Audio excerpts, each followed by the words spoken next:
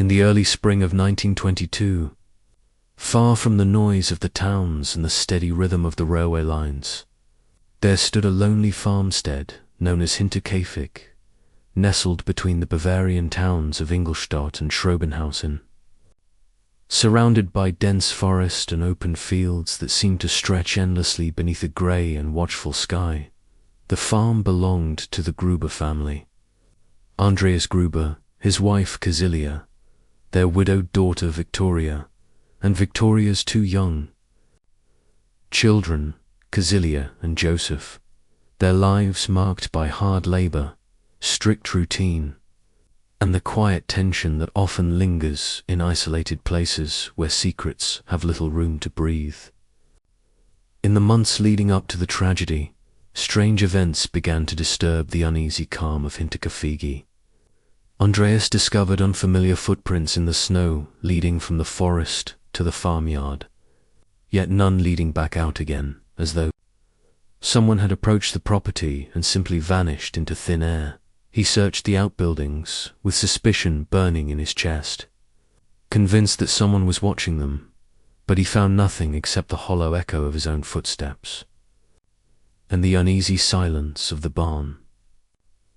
Soon after, keys to the house went missing, and the family heard footsteps in the attic during the night, slow and deliberate, like someone pacing above them while they lay frozen in their beds, listening to every creak of timber and whisper of wind. Andreas dismissed the fears of others with gruff certainty, claiming it was nothing more than imagination or perhaps the tricks of old wood shifting in the cold. Yet even he could not explain the newspaper from Munich that appeared on their doorstep one morning, a paper none of them had purchased, and no neighbour admitted to leaving behind. The previous maid had quit abruptly, claiming the house was haunted and that she could not endure the strange noises and oppressive feeling that clung to the walls. Her departure leaving the family short of help and adding another layer of unease to an already troubled household. Despite these warnings, a new maid named Maria Baumgartner arrived on March 31st. Unaware that she was stepping into a place shadowed, she was greeted by the family and began her duties that very afternoon, never knowing that within hours she would become part of one of Germany's most chilling unsolved mysteries. That same evening, as the sun dipped behind the trees and the farm settled into its nightly routine, an unseen presence moved silently in the darkness, watching, waiting, and drawing ever closer to the unsuspecting inhabitants of Hinterkaifeck. No one in the neighbouring farms heard screams that night. No frantic cries shattered the stillness of the Bavarian countryside.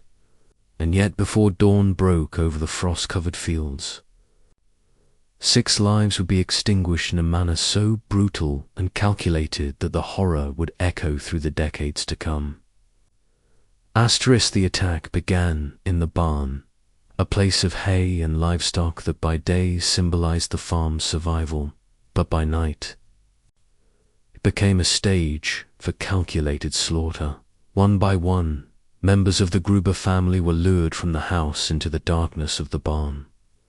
Perhaps by a noise, perhaps by a familiar voice, perhaps by a reason that died with them, investigators later believed that Andreas was the first to enter, stepping into the shadows with suspicion already in his mind, only to be struck down by a heavy mattock, the blow crushing his skull and ending his life in an instant.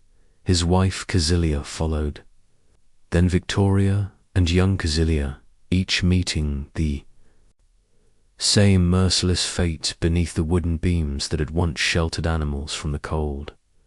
Little Casilia's injuries suggested she survived for several hours after the attack, her hair torn from her head in agony, a heartbreaking detail that hinted at fear beyond imagining in her final moments.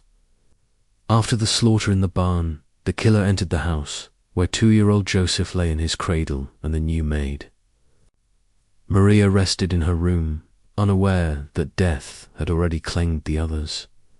Both were killed where they slept, the violence swift and deliberate, leaving behind a silence so heavy it seemed to swallow the very walls of the farmhouse. What makes the Hinterkaifeck murders even more unsettling is what happened next. For the killer did not flee into the forest under cover of darkness, as one might expect. Instead, evidence suggested that someone remained on the farm for days after the murders. Neighbors later reported smoke rising from the chimney over the weekend. Cattle had been fed, and fresh bread was found in the kitchen, as though the farm continued its daily routine under the care of invisible hands. The family's absence was not immediately noticed, for isolation was normal at Hinterkaifeck, and days could pass without visitors. But when mail went uncollected and young Kazilia failed to appear at school, concern began to spread among the nearby villagers. On April 4th, several neighbors approached the farm to investigate, stepping cautiously onto the property with growing dread, unaware that they were about to uncover a scene so horrifying it would haunt Bavaria for generations. When the neighbors entered the barn, the smell of death met them before their eyes, confirmed the truth. A sickening heaviness in the air that signaled something was terribly wrong. There, stacked beneath layers of hay, lay the bodies of Andreas, Kazilia, Victoria, and young Kazilia, arranged in a grim tableau that suggested both haste and a chilling lack of remorse. Shock rippled through the small group as they stumbled backward, their calls for help echoing across the fields, summoning others who soon gathered in disbelief at the edge of the property. Authorities were notified, and the local police arrived to examine the scene, but the investigation was hampered from the start by contamination. Villagers had already walked through the barn and house, inadvertently disturbing crucial evidence in their confusion and horror inside the farmhouse. The bodies of Maria and little Joseph were discovered, confirming that no one within Hinterkaifeck had been spared. Rumors spread rapidly through nearby towns, whispers of family secrets, alleged disputes, and past scandals resurfacing in the wake of the tragedy. Some pointed to Victoria's complicated personal life.